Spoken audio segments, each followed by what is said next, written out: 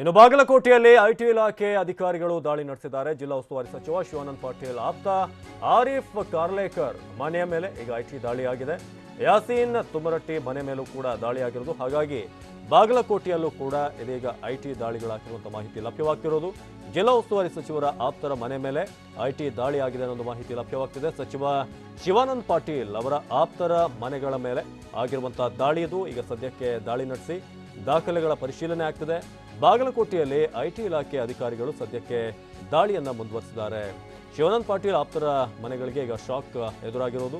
ಜಿಲ್ಲಾ ಉಸ್ತುವಾರಿ ಸಚಿವರ ಆಪ್ತರ ಮನೆಯ ಮೇಲೆ ಸದ್ಯಕ್ಕೆ ರೇಡ್ ಆಗಿದೆ. ಜೊತೆಗೆ ತುಮರಟ್ಟಿ ಮನೆಯ ಮೇಲೆ ಕೂಡ ಯಾಸೀನ್ ತುಮರಟ್ಟಿ ಡಿಸಿಸಿ ಬ್ಯಾಂಕ್ನಲ್ಲಿ ಅವರು ಕೆಲಸ ಮಾಡ್ತಿರುವಂಥದ್ದು.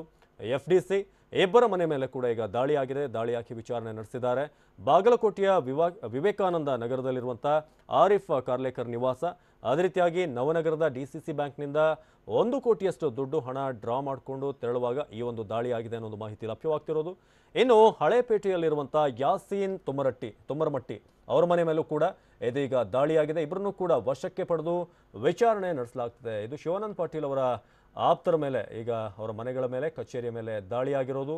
ಸದ್ಯಕ್ಕೆ ಅಲ್ಲಿ ಬ್ಯಾಂಕ್ನಿಂದ DCC ಬ್ಯಾಂಕ್ನಿಂದ 1 ಕೋಟಿಯಷ್ಟು ಹಣವನ್ನು ಡ್ರಾ ಮಾಡ್ಕೊಂಡು ಹೋಗಬೇಕಾದ್ರೆ ಮಾಹಿತಿಯ ಮೇರೆಗೆ ಐಟಿ ಅಧಿಕಾರಿಗಳಲ್ಲಿ ದಾಳಿ ನಡೆಸಿರೋದು. ನಂತರ ಇದೀಗ ವಿಚಾರಣೆ ಮುಂದುವರಿಸಲಾಗ್ತಿದೆ. ಹಳೇಪೇಟೆಯಲ್ಲಿರುವಂಥ ಯಾಸೀನ್ ತುಮರಮಟ್ಟಿ ಅವರ ಮನೆ ಮೇಲೆ ಕೂಡ ರೇಡ್ ಆಗಿದೆ. ಅಲ್ಲಿ ರೇಡ್ ನಡೆಸಬೇಕಾದ್ರೆ ಈಗ ಸಂಬಂಧಪಟ್ಟಂಥ ಏನೇನು ದಾಖಲೆಗಳು ಬೇಕು, ಅಲ್ಲಿರುವಂಥ ಸಂಪತ್ತು, ಏನು ಹಣ ಏನು ಲಭ್ಯವಾಗಿದೆ, ಅದಕ್ಕೆ ಪೂರಕವಾಗಿರುವಂಥ ದಾಖಲೆಗಳು ಇದೆಯಾ ಅನ್ನೋದು ಕ್ರಾಸ್ ಚೆಕ್ ಆಗ್ತಾ ಇದೆ. ಸದ್ಯಕ್ಕೆ ಮಾಹಿತಿಯ ಮೇರೆಗೆ ಆರಿಫ್ ಕಾರ್ಲೇಕರ್ ಮನೆ ಮೇಲೆ ಜೊತೆಗೆ ಕಚೇರಿ ಮೇಲೂ ಕೂಡ ಐಟಿ ಅಧಿಕಾರಿಗಳು ದಾಳಿಯನ್ನು ಮುಂದುವರಿಸಿದ್ದಾರೆ.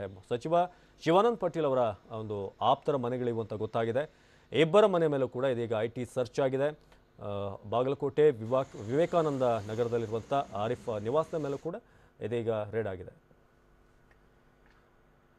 ಈ ಬಗ್ಗೆ ಹೆಚ್ಚಿನ ಮಾಹಿತಿಯನ್ನು ನೀಡ್ತಾರೆ ನಮ್ಮ ಪ್ರತಿನಿಧಿ ರವಿಮೂರ್ತಿ. ಇದೀಗ ಬಾಗಲಕೋಟೆಯಲ್ಲಿ ರೇಡ್ ಎಷ್ಟೊತ್ತಿಗೆ ಆರಂಭ ಆಯಿತು, ಸದ್ಯಕ್ಕೆ ಏನಾಗ್ತಿದೆ? ಕೆಲವೊಂದಿಷ್ಟು ದಿನಗಳ ಮಾತ್ರ ಬಾಕಿ ಇರುವಷ್ಟರಲ್ಲಿ ಈಗಾಗಲೇ ಬಾಗಲಕೋಟೆಯಲ್ಲಿ ಸುಮಾರು 3 ಕಡೆ ಈಗಾಗಲೇ ಐಟಿ ದಾಳಿ ಆಗಿದೆ ಅಂತ ಒಂದು ಮಾಹಿತಿ ಬರ್ತಾ ಇರುವಂತದ್ದು. ಪ್ರಮುಖವಾಗಿ ಬಾಗಲಕೋಟೆಯಲ್ಲಿರುವಂತಹ ವಿವೇಕಾನಂದ ನಗರದಲ್ಲಿರುವಂತಹ ಒಬ್ಬ ಏನು ಆರಿಫ್ ಕಾರ್ಲೇಕರ್ ಅಂತ ಏನಿದಾನೆ, ಇವರು ಏನು ಬಾಗಲಕೋಟೆ ಜಿಲ್ಲಾ ಉಸ್ತುವಾರಿ ಸಚಿವ ಶಿವಾನಂದ ಪಾಟೀಲ್ ಅವರ ಆಪ್ತ ಮತ್ತು ಬಾಗಲಕೋಟೆಯ ಒಂದು ಚುನಾವಣಾ ಉಸ್ತುವಾರಿಯನ್ನು ಕೂಡ ಇವರು ಶಿವಾನಂದ ಪಾಟೀಲ್ ಅವರು ಹೊತ್ಕೊಂಡಿದ್ದಾರೆ. ಈ ನಿಟ್ಟಿನಲ್ಲಿ ಅವರ ಆಪ್ತರ ಮನೆಯಲ್ಲಿ ಈಗಾಗಲೇ ದಾಳಿ ನಡೆದಿರುವಂತದ್ದು ಮತ್ತು ಪ್ರಮುಖವಾಗಿ ಬಾಗಲಕೋಟೆ ಇದೊಂದು ಸ್ಥಳ ಆದ್ರೆ, ಇನ್ನೊಂದು ಕಡೆ ಬಾಗಲಕೋಟೆ DCC ಬ್ಯಾಂಕ್ ಅಂತ ಹೇಳಿದ್ರೆ ಆ DCC ಬ್ಯಾಂಕ್ ಮೇಲೂ ಕೂಡ ದಾಳಿ ಮಾಡಿ ಕೆಲವೊಂದಿಷ್ಟು ದಾಖಲೆಗಳನ್ನ ಪರಿಶೀಲನೆ ಮಾಡಿರುವಂತದ್ದು. ನಂತರ ಇನ್ನೊಂದು ಕಡೆ ಯಾಸೀನ್ ಅಂತ ಒಬ್ಬ ವ್ಯಕ್ತಿ ಇದ್ದ, ಇವರು ಕೂಡ ಏನು ಶಿವಾನಂದ ಪಾಟೀಲ್ ಅವರಿಗೆ ಆಪ್ತ ಅಂತ ಏನು ಈಗಾಗಲೇ ಹೇಳಲಾಗ್ತಾ ಇದೆ, ಅವರ ಮನೆ ಮೇಲೂ ಕೂಡ ದಾಳಿ ಆಗಿರುವಂತದ್ದು. ಒಟ್ಟು ಈಗಾಗಲೇ ಬಾಗಲಕೋಟೆ ನಗರಾದ್ಯಂತ 3 ಕಡೆ ಒಂದು ಐಟಿ ದಾಳಿ ನಡೆದಿರುವಂತದ್ದು. ಪ್ರಮುಖವಾಗಿ ಎಲ್ಲ ರೀತಿಯ ದಾಖಲೆಗಳನ್ನ ಪರಿಶೀಲನೆ ಮಾಡ್ತಾ ಇದ್ದಾರೆ ಮತ್ತು ಈಗಾಗಲೇ ಆರಿಫ್ ಕಾರ್ಲೇಕರ್ ಅಂತ ಏನಿದ್ದಾರೆ, ಇವರು ಶಿವಾನಂದ ಪಾಟೀಲ್ ಅವರ ಆಪ್ತರ ಅಂತ ಏನು ಈಗಾಗಲೇ ಹೇಳಲಾಗುತ್ತೆ, ಅವ್ರನ್ನ ಈಗಾಗಲೇ ಐಟಿ ಅವರು ಅಧಿಕಾರಿಗಳು ತಮ್ಮ ವಶಕ್ಕೆ ತೆಗೆದುಕೊಂಡು ಅವ್ರನ್ನ ಸಂಪೂರ್ಣವಾಗಿ ಎಲ್ಲ ರೀತಿಯಿಂದಲೂ ವಿಚಾರಣೆಯನ್ನ ಮಾಡ್ತಾ ಇರುವಂತದ್ದು.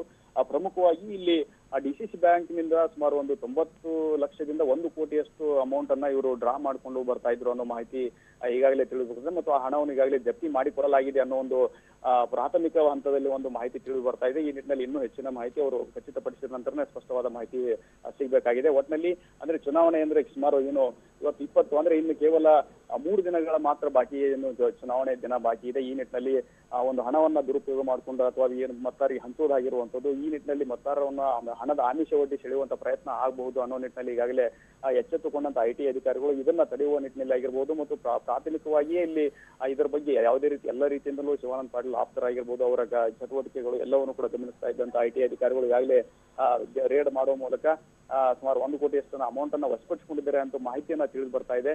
ತಿಳಿದು ಬರೋದ್ರ ಜೊತೆಗೆ ಅವ್ರನ್ನ ಸಂಪೂರ್ಣವಾಗಿ ಎಲ್ಲರೂ ಕೂಡ ತಮ್ಮ ವಶಕ್ಕೆ ತೆಗೆದುಕೊಂಡು ವಿಚಾರಣೆ ನಡೆಸ್ತಾರೆ. ಸಂಪೂರ್ಣವಾದ ವಿಚಾರಣೆ ನಂತರ ಸ್ಪಷ್ಟವಾಗಿ ಎಷ್ಟು ಅಮೌಂಟ್ ಸಿಕ್ಕಿರಬಹುದು ಮತ್ತು ಏತಕ್ಕಾಗಿ ಇವರು ಅಮೌಂಟ್ ಅನ್ನ ಡ್ರಾ ಮಾಡಿಕೊಂಡ್ರು ಅನ್ನೋ ನಿಟ್ಟಿನಲ್ಲಿ ಎಲ್ಲ ರೀತಿಯಿಂದ ಮಾಹಿತಿ ತಿಳಿದು ಬರಬೇಕಾಗಿದೆ. ಅವಿನಾಶ್, ಧನ್ಯವಾದ ರವಿ.